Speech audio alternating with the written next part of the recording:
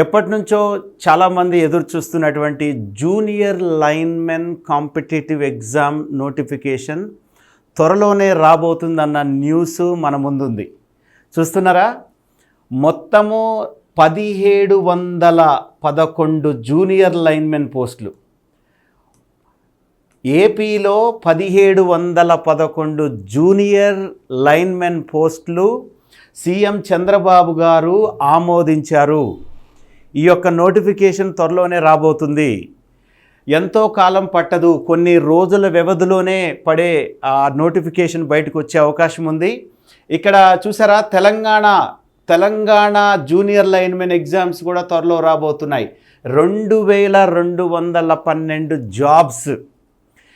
ఏపీలో 1711 జాబ్స్, తెలంగాణలో 2212 జాబ్స్ మీకోసమే.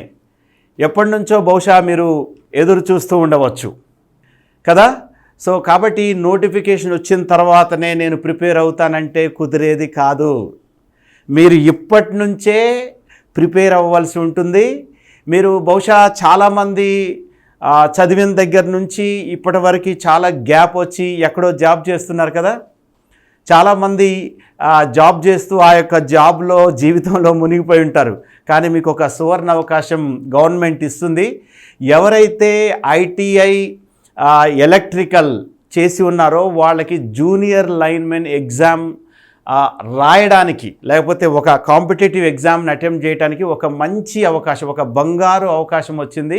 మీరు దీన్ని ఖచ్చితంగా సద్వినియోగం చేసుకోవాలని మా యొక్క ఆర్ఎస్బి అకాడమీ కోరుకుంటుంది. ఓకే, సో ఈ యొక్క నోటిఫికేషన్ రాకముందే మనం ప్రిపేర్ అవ్వటానికి మనం అందరం కూడా కంకణం కట్టుకొని ఇప్పటి నుంచే ఆ యొక్క సబ్జెక్ట్ని ప్రిపేర్ అవుదాం. తర్వాత మీలో చాలామంది ఎప్పుడో ఇంతకుముందు ఉన్నటువంటి కరికులం లో బహుశా సబ్జెక్ట్స్ చదివి ఉండొచ్చు, కానీ కాంపిటేటివ్ ఎగ్జాము బేసిక్స్ అవే ఉండొచ్చు, కానీ కొంచెము ఎన్హాన్స్డ్గా, కొంచెము అది ఇంప్రూవ్ అయినటువంటి వర్షన్గా కాంపిటేటివ్ ఎగ్జామ్ వేలో ఇప్పుడు సిలబస్ మీ ముందుంటుంది.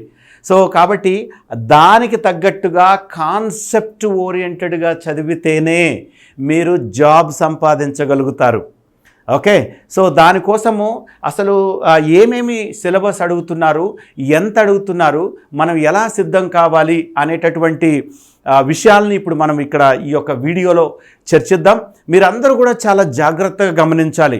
ఎందుకంటే నోటిఫికేషన్ మన ముందు ఉంది అంటే ఎగ్జామ్ కూడా త్వరలోనే ఉండబోతుంది. సో కాబట్టి దాంట్లో ఏమేమి సిలబస్ ఉంది, మనం ఎలా ప్రిపేర్ కావాలనే విషయాలు ఈ యొక్క వీడియోలో మీకోసము ప్రత్యేకంగా విశదీకరించి చెప్పబోతున్నాను. నా పేరు వచ్చేసి doctor Hussain sir. So PhD in electrical engineering from prestigious NIT Rourkela.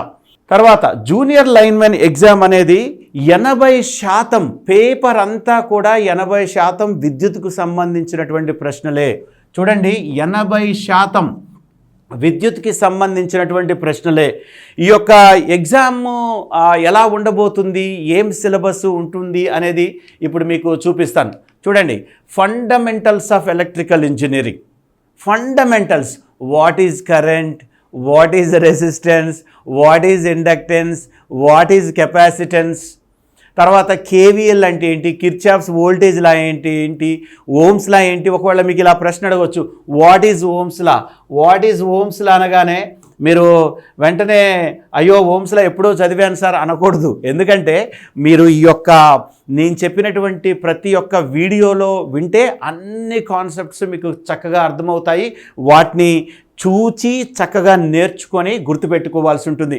Fundamentals of electrical ఇంజనీరింగ్లో మీకు ఓమ్స్ లా లాంటిది అడుగుతారు అనమాట. వాట్ ఈజ్ ఓమ్స్ లా అంటాడు.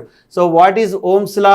ఓమ్స్ లా అనేది current is proportional to the voltage, అంతే. Current is proportional to voltage at constant temperature. చూడండి, I is proportional to V. Okay, so I యొక్క ప్రపోర్షనాలిటీ తీసేస్తే V/R. So therefore Ohm's law ఏంటి, V = IR. కాకపోతే ఒక్క condition అండి, ఏంటో తెలుసా? స్థిర ఉష్ణోగ్రత వద్ద. ఏంటి ఆ కండిషను? స్థిర ఉష్ణోగ్రత వద్ద, కాన్స్టెంట్ టెంపరేచర్ వద్ద ఓమ్స్ లా అనేది చక్కగా పనిచేస్తుంది. సో ఇలా ఓమ్స్ లా ఏంటి, కేవీఎల్ అంటే ఏంటి, కేసీఎల్ అంటే ఏంటి, సో వాటి మీద మీకు ఫండమెంటల్స్లో అడుగుతారు. ఓకే, గుర్తుపెట్టుకోండి. నెక్స్ట్ వచ్చేసి ఎలక్ట్రోమాగ్నెటిజం, ఎలక్ట్రోమాగ్నెటిక్ ఇండక్షన్. మనం అందరం కూడా అయస్కాంతాల చేత చిన్నప్పుడు ఆడుకున్నాం కదా. ఎస్, అవన్నీ కూడా పర్మనెంట్ మ్యాగ్నెట్స్. ఇసుకలో ఆడినప్పుడు ఏమవుతుంది, మీరు ఆడుతూ ఉన్నప్పుడు ఇనుప ముక్కలన్నీ వచ్చేసి దానికి అంటుకోవటం మనం చూస్తాం. తర్వాత 2 అయస్కాంతాలు తీసుకొస్తే ఒకవైపు ఏమో అవి వికర్షించుకుంటే ఇంకొక వైపు ఆకర్షించుకునేటట్టు చూసాం కదా. రైట్. సో ఎలక్ట్రోమాగ్నెటిజం అంటే ఏంటంటే ఒక కండక్టర్లో మీరు కరెంటు ప్రవహింపజేస్తే సో ఇక్కడంతా కూడా ఫ్లక్స్ ఎలా ఉంటుందంటే ఇలా ఉంటుంది, అయస్కాంతత్వం ఎలా ఉంటుందంటే ఇలా ఉంటుంది.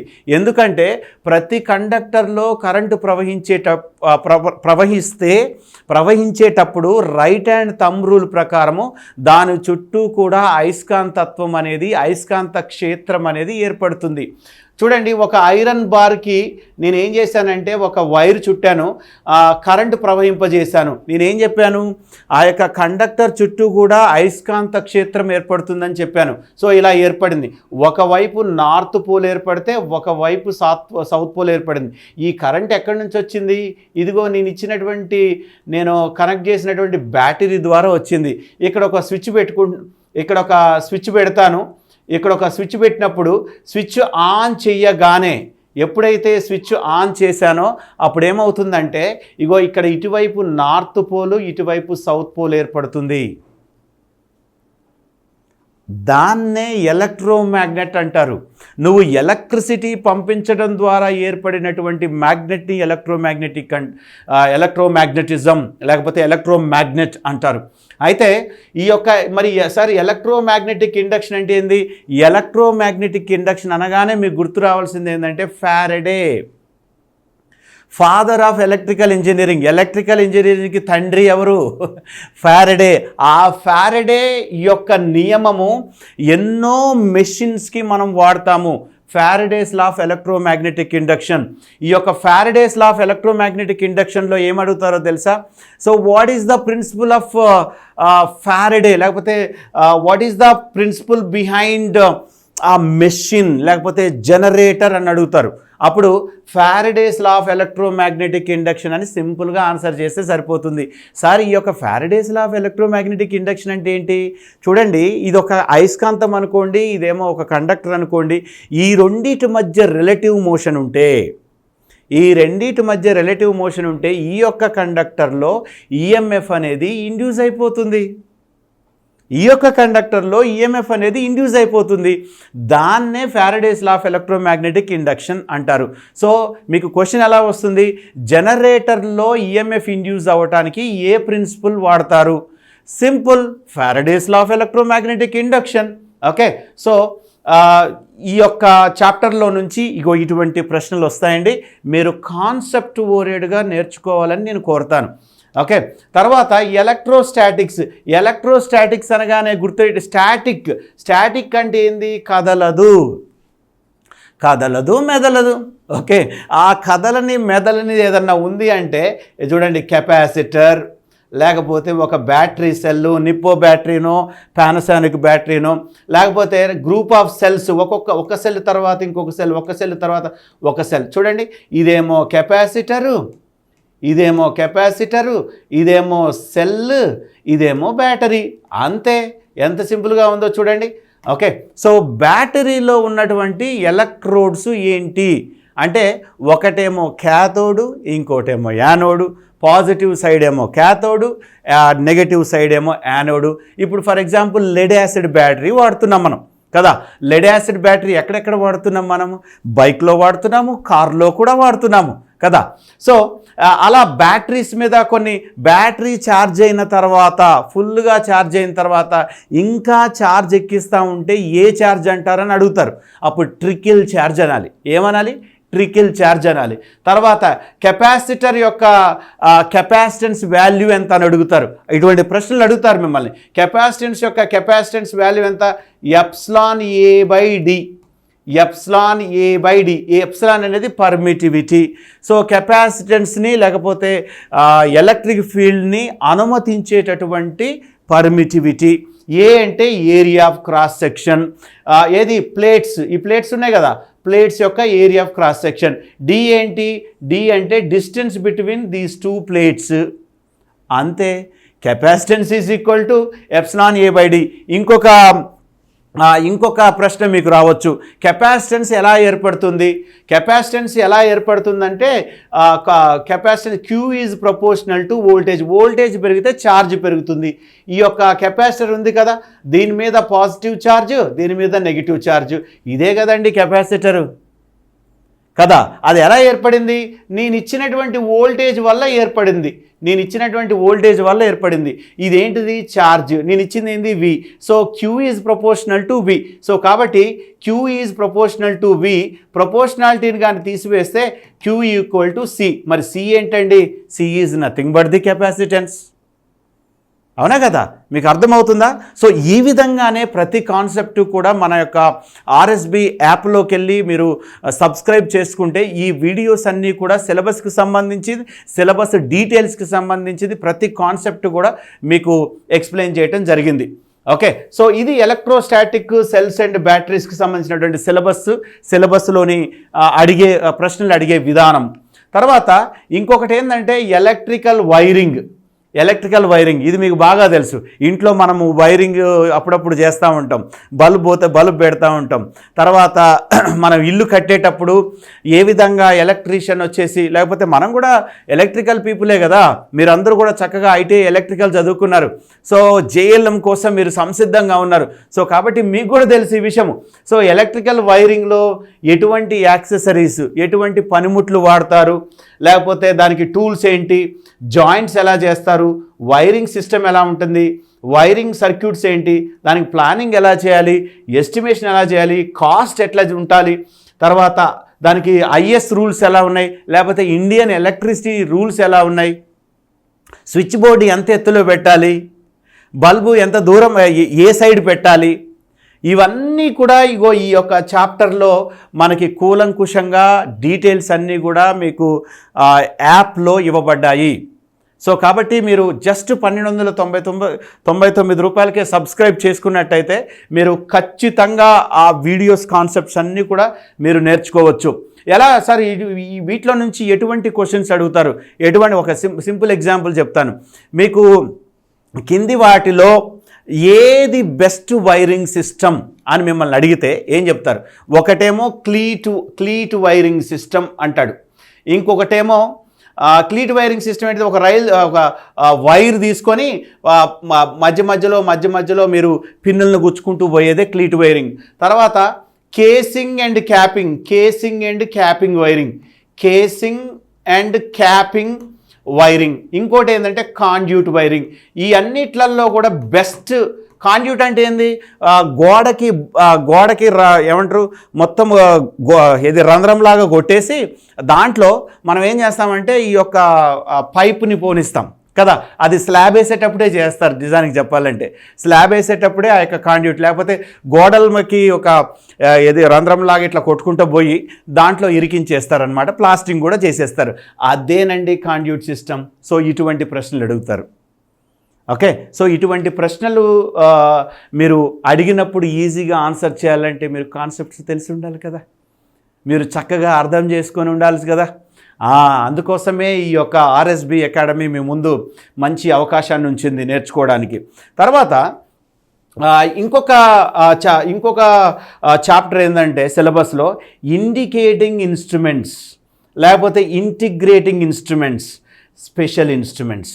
Indicating instruments, integrating instruments, special instruments. ఏంటి సార్ ఇవన్నీ? ఇండికేటింగ్ ఇన్స్ట్రుమెంట్స్ ఏంటంటే సూచించేటటువంటి ఇన్స్ట్రుమెంట్స్. ఫర్ ఎగ్జాంపుల్ కరెంటుని మీరు దేంతో కొలుస్తారు?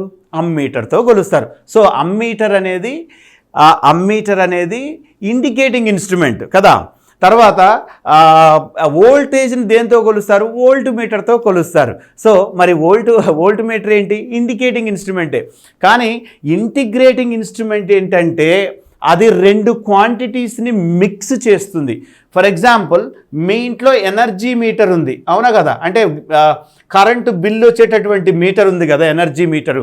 అది ఇంటిగ్రేటింగ్ ఇన్స్ట్రుమెంట్. ఎందుకు సార్? అది ఎనర్జీ అంటే పవరు ఇంటూ టైం కదా. పవర్ దేంతో కొలుస్తారు? కిలో వాట్లలో కొలుస్తారు. టైం దేంట్లో కొలుస్తారు? హెచ్లో కొలుస్తారు. సో KWH చూడండి, ఇంటిగ్రేట్ అయినాయి. వాటేజ్లో ఎవరుంది? పవర్లో ఎవరుంటారండి? P=V/I కదా. సో వోల్టేజ్ ఉంది, కరెంట్ ఉంది, మళ్ళీ టైం కూడా యాడ్ అయింది. అంటే అన్నీ కూడా సమప్ అయిపోయినాయి. అంటే ఏం ఇన్స్ట్రుమెంట్ అది? ఇంటిగ్రేట్ అయినటువంటి ఇన్స్ట్రుమెంట్. తర్వాత స్పెషల్ ఇన్స్ట్రుమెంట్స్లలో చాలా ఉన్నాయి. థర్మోకపుల్ ఉంది, టెంపరేచర్ని కొలుస్తుంది. లేకపోతే థర్మోస్టాట్ ఉంది, టెంపరేచర్ని తర్వాత సెన్స్ చేస్తుంది. ఆ తర్వాత మెగ్గర్ ఉంది. మెగ్గర్ ఏం చేస్తుంది? ఆ ఇన్సులేషన్ యొక్క రెసిస్టెన్స్ని కొలుస్తుంది అది, అవునా కదా? ఇన్సులేషన్ యొక్క రెసిస్టెన్స్ ఎట్లా ఉంటుంది? మెగా ఓమ్స్లో ఉంటుంది. చాలా హై రెసిస్టెన్స్ ఉంటుంది, ఐడియల్గా ఇన్ఫినిటీ రెసిస్టెన్స్ ఉంటుంది. సో దాన్ని కొలవడానికి ఈ కింది వాటిలో ఏ ఇన్స్ట్రుమెంట్ ఉపయోగిస్తారు? మెగ్గరు, అమ్మీటరు, వోల్ట్ మీటర్. ఏం పెడతారు? మెగ్గర్ అని పెడతారు. అది స్పెషల్ ఇన్స్ట్రుమెంట్ అనమాట. లేకపోతే ఆసిలోస్కోప్ చూశారు కదా మీరు, ఆసిలోస్కోప్ మీద మనకి వేవ్ ఫామ్లు అవన్నీ వస్తూ ఉంటాయి. దాన్ని కూడా మనం స్పెషల్ ఇన్స్ట్రుమెంట్సే అంటాం. సో వాటిలలో ఈ యొక్క చాప్టర్లో నుంచి ఇప్పుడు నేను ఎక్స్ప్లెయిన్ చేసినటువంటి చిన్న చిన్న కాన్సెప్ట్స్ అడుగుతారు. మీరు వీటి గురించి అవేర్ అయి ఉండాలి, తెలుసుకొని ఉండాలి, మీకు అర్థమై ఉండాలి. ఓకేనా? నెక్స్ట్ వచ్చేసి చూసారా మన డీసీ జనరేటర్స్. ఎలక్ట్రికల్ అనగానే గుర్తొచ్చేది ఏంది? మెషిన్స్. డీసీ ఇదంతా కాకపోతే DC generators, DC Motors. Sir generator అంటే ఏంటి? జనరేటర్ అంటే మీకు ఏందో తెలుసా? జనరేటర్ అనేది మెకానికల్ ఎనర్జీని ఉపయోగించుకొని అంటే మెకానికల్ ఎనర్జీ అంటే ఇప్పుడు చూడండి, నేను ఒక బొమ్మ గీస్తాను చూడండి. ఇదొక టర్బైన్, దీనికి ఒక షాఫ్ట్ కనెక్ట్ చేశాను. షాఫ్ట్ కనెక్ట్ చేసి జనరేటర్లో రోటర్ ఉంటుంది, లేకపోతే ఆర్మేచర్ అంటాం మనం కదా, ఆర్మేచర్ అంటాం. ఈ ఆర్మేచర్ మీద ఎవరున్నారు? వైండింగ్ ఉంది, అవునా కదా? దీని చుట్టూ ఎవరున్నారు? యోక్ ఉంది, అవునా? యోక్ ఎవరున్నారు? పోల్స్ ఉన్నాయి. చూడండి, ఎప్పుడైతే ఈ యొక్క దీని మీదకి నాగార్జున సాగర్ డ్యాంలో నుంచి వాటర్ పడుతున్నాయి అనుకుందాం. ఎక్కడ? ఈ టర్బైన్ మీద. ఈ టర్బైన్ ఏమవుతుంది? ఇక రొటేట్ అవుతుంది, అంటే తిరుగుతూ ఉంది. ఈ యొక్క షాఫ్ట్ ఏమవుతుంది? షాఫ్ట్ కూడా తిరుగుతుంది. షాఫ్ట్ తిరిగింది ఏమవుతుంది? ఆర్మేచర్ తిరుగుతుంది. ఆర్మేచర్ అంటే ఎవరు? ఆర్మేచర్ మీద కండక్టర్స్ ఉన్నాయి. ఆ కండక్టర్స్ తిరుగుతూ ఉన్నాయి. ఎక్కడ? ఈ యొక్క పోల్స్. మనం ఇందాక ఎలక్ట్రో మ్యాగ్నెటిజం అన్నాం కదా.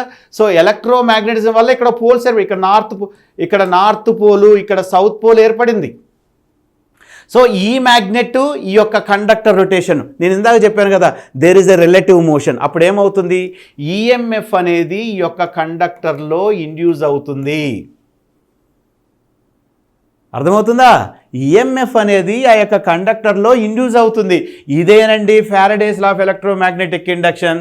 సో జనరేటర్లో జరిగేటటువంటిదే Faraday's law of electromagnetic induction. తర్వాత డీసీ మోటార్ అంటే ఏంది? డీసీ జనరేటర్ ఏమైంది? మెకానికల్ ఎనర్జీని ఉపయోగించుకొని అది ఎలక్ట్రికల్ ఎనర్జీగా మార్చేసింది, అవునా కదా?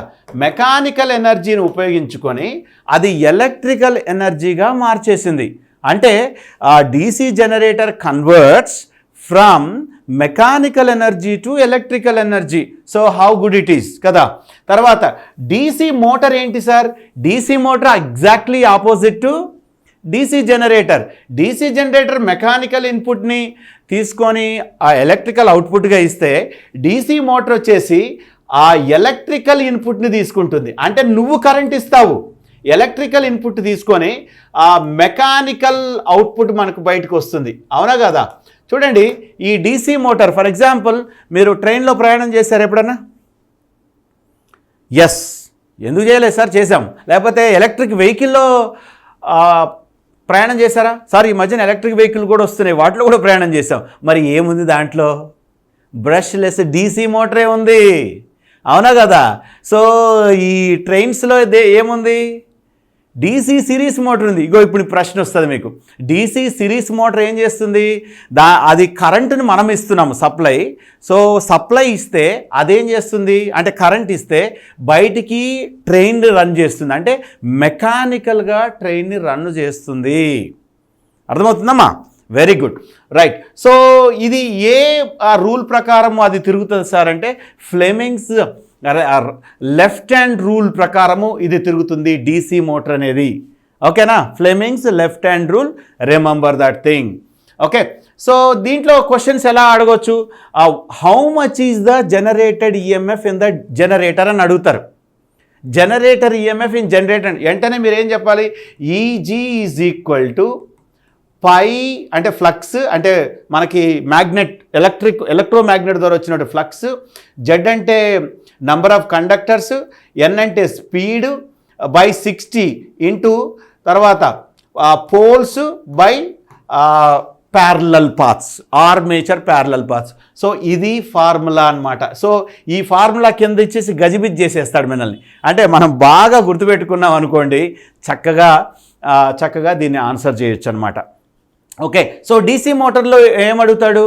ఎంత టార్క్, ఓకే టార్క్ ఎంత అని అడుగుతాడు. ఓకే, సో తర్వాత డీసీ సిరీస్ మోటార్లో టార్క్ ఎంత అని అడుగుతాడు. అని T is proportional to I, T is equal to proportional to I square అంటాడు. వెంటనే T is proportional to I square అని వేసేయాలి మనం. ఓకే, ఇటువంటి చక్కటి కాన్సెప్ట్స్ మనకి ఎక్స్ప్లెయిన్ చేయడం జరిగింది. సో మీరు ఈ జేఎల్ఎంకి ఎంత చక్కగా ప్రిపేర్ అయితే, మీకు తెలుసు కదా, ఎంత ఇన్పుట్ తీసుకుంటే అంత అవుట్పుట్ వస్తుంది, ఎంత బాగా చదివితే అంత బయటకు అవుట్పుట్ వస్తుంది. సో మీకు అన్ని కాన్సెప్ట్ బేస్ మీదనే అడుగుతారు. మీరేమి ప్యానిక్ అవసరం లేదు, యాంగ్షియస్గా అసలు ఉండని అవసరం లేదు. తర్వాత ఏసీ ఫండమెంటల్, ఇప్పటివరకు ఇది డీసీ కదా, ఏసీ ఫండమెంటల్స్. ఏసీ అనగానే మనకు గుర్తొచ్చేది ఏంది? మన ఇంట్లో వాడేది ఏసీనే. ఏసీ అంటే ఎయిర్ కండిషనర్ కాదండోయ్, ఆల్టర్నేటింగ్ కరెంట్. మన ఇంట్లో వాడేది ఏంది? Alternating current. ఆ ఆల్టర్నేటింగ్ కరెంట్ అనేది చూడండి ఎలా టైంతో ఎలా మారుతుందో చూడండి, ఇలా టైంతో మారుతుంది. దీన్నే ఏసీ. దీనికి సంబంధించినటువంటి ప్రశ్నలే. ఏసీ సైన్ వేవే మనం ఉపయోగించేది. ఎందుకు? మనకి జనరేటర్లో లేకపోతే సింక్రోనస్ జనరేటర్లో ఆల్టర్నేటర్లో అది 360 degrees తిరుగుతుంది. ఒకవైపు ఇట్లా తిరిగినప్పుడు పాజిటివ్, ఇంకొక వైపు తిరిగినప్పుడు అది నెగిటివ్ని ప్రొడ్యూస్ చేస్తుంది, అవునా కదా? సో పాజిటివ్ నెగిటివ్ని ప్రొడ్యూస్ చేస్తుంది. సో కాబట్టి ఈ ఏసీ ఫండమెంటల్స్లో మనకు అడిగేది ఏందో తెలుసా? ఏమడుగుతారు? దీని యొక్క ఆర్ఎంఎస్ వాల్యూ ఎంత? ఇదేమో మ్యాక్సిమం వాల్యూ, వి మ్యాక్సిమం. ఆర్ఎంఎస్ వాల్యూ ఎంత? వెంటనే మీరు ఏం ఆన్సర్ చేయాలో తెలుసా? వి మ్యాక్సిమం బై √2 అని ఆన్సర్ చేయాలి. ఆర్ఎంఎస్ వాల్యూ నిజానికి చెప్పాలంటే మన ఇంట్లో ఉన్నటువంటి వోల్టేజ్ కూడా ఆర్ఎంఎస్ఏ, ఇంట్లో ఉన్నటువంటి కరెంటు కూడా ఆర్ఎంఎస్ వాల్యూసే. ఓకేనా? సో ఇట్లా ఏసీ ఫండమెంటల్స్ మీద చిన్న చిన్న క్వశ్చన్స్ కూడా అడుగుతారు. సో వాటిని మనము చాలా జాగ్రత్తగా గమనించి వాటిని ఆన్సర్ చేయవలసి ఉంటుంది. తర్వాత ఏసీ మెషిన్స్ పైన నేను మాట్లాడింది డీసీ జనరేటర్స్, డీసీ. అయితే ఇక్కడ ఏసీ ఫండమెంటల్స్ తర్వాత ఏమొచ్చింది? ఏసీ మెషిన్స్ వస్తుంది. ఏసీ మెషిన్స్ అంటే ఏమేమిటి సార్? ఇగో ట్రాన్స్ఫార్మర్, మీ ఇంటి దగ్గర చూసినటువంటి ట్రాన్స్ఫార్మర్ ఏసీనే. తర్వాత ఆల్టర్నేటర్స్, జనరేటింగ్ స్టేషన్లో ఉన్నటువంటి సింక్రోనస్ జనరేటరే ఈ ఆల్టర్నేటర్. తర్వాత క్రేన్లు లేకపోతే ఎక్కడైతే హెవీ లోడ్స్ ఎత్తుతామో అక్కడ ఏంటి? 3 phase ఇండక్షన్ మోటార్స్ అక్కడ. తర్వాత సింగిల్ ఫేస్ ఇండక్షన్ మోటార్స్, ఫ్యాన్లో వాడేటటువంటి capacitor, start capacitor, run motor, అవునా కదా? సో ఇండక్షన్ మోటార్స్ చాలా రకరకాలమైనటువంటి ఇండక్షన్ మోటార్స్ వచ్చాయి ఇప్పుడు. సింగిల్ ఫేస్, మన ఇంట్లో సింగిల్ ఫేస్ కాబట్టి మిక్సీలో వాడుతున్నాము, ఫ్యాన్లో వాడుతున్నాము, గ్రైండర్లో వాడుతున్నాము, చాలా వాటిలలో మనము ఈ యొక్క ప్రింటర్లో వాడుతున్నాము, ఈ యొక్క సింగిల్ ఫేస్ ఇండక్షన్ మోటార్స్ వాడుతున్నాం కదా. సో ఈ కింద పేర్కొన్నటువంటి మెన్షన్స్లో ఏది సింగిల్ ఫేస్ ఇండక్షన్ మోటార్ అంటాడు? అప్పుడు మీరు వెంటనే కన్ఫ్యూజ్ అవ్వద్దు. సో మన వీడియోలో వీటి గురించి చాలా కూలంకుషంగా డిస్కస్ చేశాము. జేఎల్ఎం ఆస్పిరెంట్స్ అయిన మీరు ఏ ఒక్కటి కూడా వదలొద్దు. ఒక్క మార్క్ అయినా కానీ, ఒక్క మార్కు, మా మేనల్లుడు ఉన్నాడు 2 మార్కులతోనే ఏఈ ఎగ్జామ్ కోల్పోయాడు. సో ఇప్పుడు మీరు జేఎల్ఎం జూనియర్ లైన్మెన్ ఎగ్జామ్గా 1-2 మార్కులతోనే అసలు పోవద్దు. మీరు బాగా కష్టపడాలి. అందరికీ ఉండేది 24 గంటలే, కానీ మనకు ఎలా ఉండాలంటే ఇంకా జాబ్ ఎలాగైనా కొట్టాలన్నట్టుగా ఆ యొక్క 24 గంటల్ని సమర్థవంతంగా మీరు ఉపయోగించుకోవాలి. ఓకే, తర్వాత వచ్చేసి జనరేషన్ ఆఫ్ పవర్. సార్ ఇవన్నీ మెషిన్స్, ట్రాన్స్ఫార్మర్ ఉంది, ఆల్టర్నేటర్ ఉంది, అసలు ఆల్టర్నేటర్ అనేది ఎక్కడుంది సార్ అంటే మీరు ఆల్రెడీ విని ఉంటారు. ఈ యొక్క ఆల్టర్నేటరే సింక్రోనస్ జనరేటర్ అనమాట. జనరేటర్ అది ఎక్కడుంది? అది ఇగో జనరేటింగ్ స్టేషన్లో ఉంది. అది శ్రీశైలం పవర్ ప్లాంట్లో ఉంది. అది తర్వాత రామగుండం థర్మల్ పవర్ స్టేషన్లో ఉంది. తర్వాత నాగార్జున సాగర్ పవర్ ప్లాంట్లో ఉంది. అట్లా ఈ యొక్క ఇండియా అంతా కూడా ఎన్నో పవర్ ప్లాంట్లు ఉన్నాయి. సో జనరేషన్ ఆఫ్ పవర్ గురించి మాట్లాడుకునేటప్పుడు ఈ కింది వాటిలో ఏది నీటిని ఉపయోగించుకొని విద్యుత్ని మనకి ప్రొడ్యూస్ చేస్తుంది, విద్యుత్ని మనకి ఇస్తుంది అంటే ఏం చెప్తారు? Number 1 thermal power plant, number 2 nuclear power plant, number 3 hydel power plant. వెంటనే టకామని ఆన్సర్ ఏం చెప్పాలి? Hydel power plant.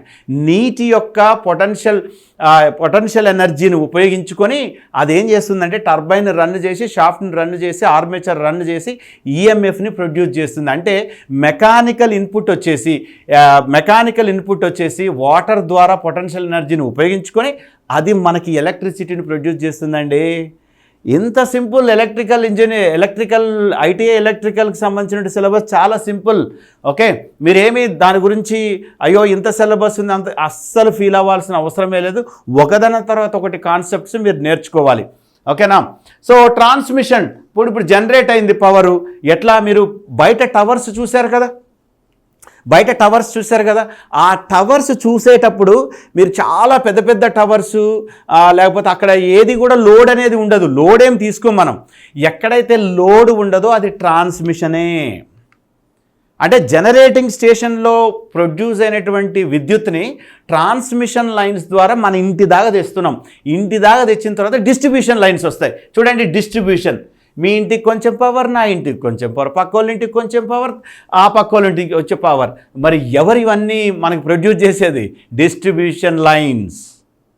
ఓకే, ఇక్కడ ఒక క్వశ్చన్ అడగవచ్చు. డిస్ట్రిబ్యూషన్స్ లైన్స్లలో ఈ కింది వాటిలో ఏది పారామీటర్? కరెంటా లేకపోతే వోల్టేజ్ డ్రాపా? వెంటనే మీరు చెప్పాలి. డిస్ట్రిబ్యూషన్ లైన్స్ అంటే వోల్టేజ్ డ్రాప్ని పారామీటర్గా తీసుకుంటారు.